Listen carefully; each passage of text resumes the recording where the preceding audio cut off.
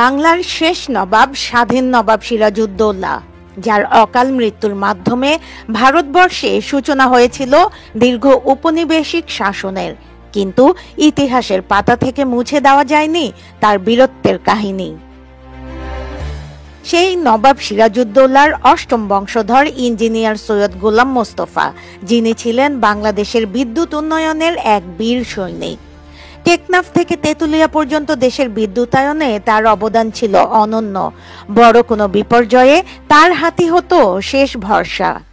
বোর্ডের বাংলাদেশ বিদ্যুৎ উন্নয়ন বোর্ডের এক্সিকিউটিভ ইঞ্জিনিয়ার ছিলেন।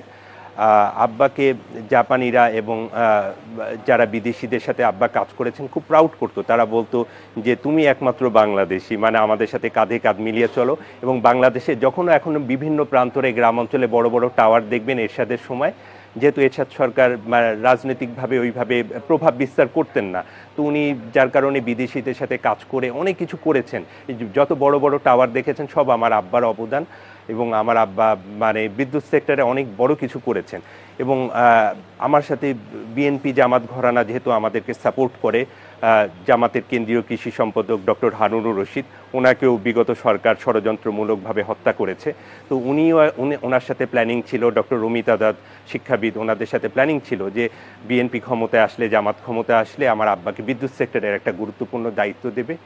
দেশের ইতিহাসবিদ, রাজনীতি ও ইতিহাস বিশ্লেষকরা তাকে মনে রেখেছেন একজন সৎ, অকপট ও মানবিক মানুষ হিসেবে।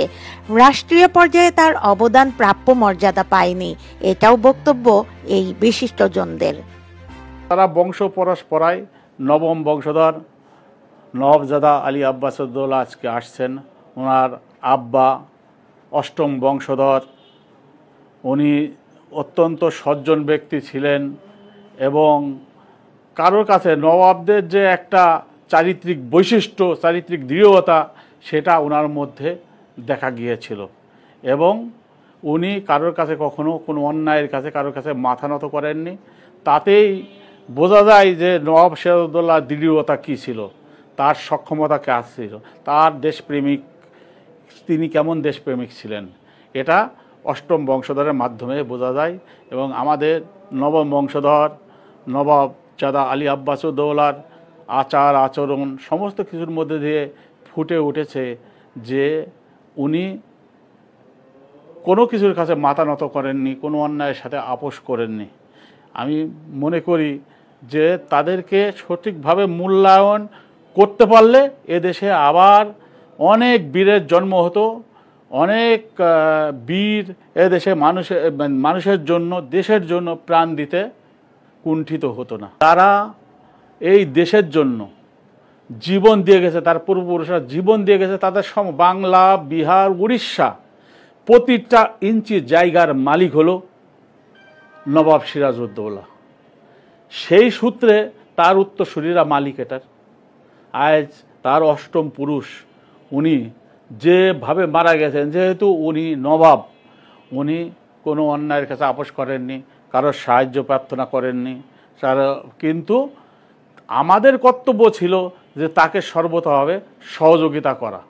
বাংলাদেশের জন্য অক্লান্ত পরিশ্রম করা এই মানুষটি ইঞ্জিনিয়ার সৈয়দ গোলাম মোস্তফা জীবদ্দশায় বাংলার মানুষের জন্য বলে গিয়েছিলেন তার নবম বংশধর ছেলে আব্বাসউদ্দৌলাকে যেন বাংলার মানুষ মূল্যায়ন করেন রাষ্ট্রীয়ভাবে। আমার জন্য দোয়া করবেন। আমি খুবই অসুস্থ আছি, হাসপাতালে আছি। আগে আমার দেখাশোনা করতেছে। আরো ছেলে মেয়ে আছে, কিন্তু আরো বেশি। আপনি দোয়া করেন। আপনারা মুরব্বী মানুষ নাকি মুরব্বী না জানি না, আজকের দিকে খেয়াল রাখবেন। আজকে যাতে একটা পারমানেন্ট একটা জব, ইনকাম সোর্স ওই দিকে একটু খেয়াল রাখবেন। খোদা হাফেজ। বাংলার জন্য জীবন দিয়েছিল নবাব সিরাজউদ্দৌলা। আবার বাংলাদেশের জন্য কাজ করে এই বাংলার মাটিতেই মৃত্যুবরণ করেছেন সিরাজউদ্দৌলার অষ্টম বংশধর ইঞ্জিনিয়ার সৈয়দ গোলাম মোস্তফা। তার শেষ ইচ্ছা অনুযায়ী আমাদের কাজ করতে হবে এই বাংলাতেই লড়াই করে যাওয়া নবাবের নবম বংশধর নবাবজাদা আলী আব্বাসউদ্দৌলার জন্য। কিন্তু প্রশ্ন থেকে যায়, ইঞ্জিনিয়ার গোলাম মোস্তফার মৃত্যু কি সত্যিই স্বাভাবিক ছিল? তার মৃত্যুর পেছনের অজানা কাহিনী জানব এই ভিডিওর দ্বিতীয় পর্বে। ফারহানা নীলা, সারাবাংলা.net, ঢাকা।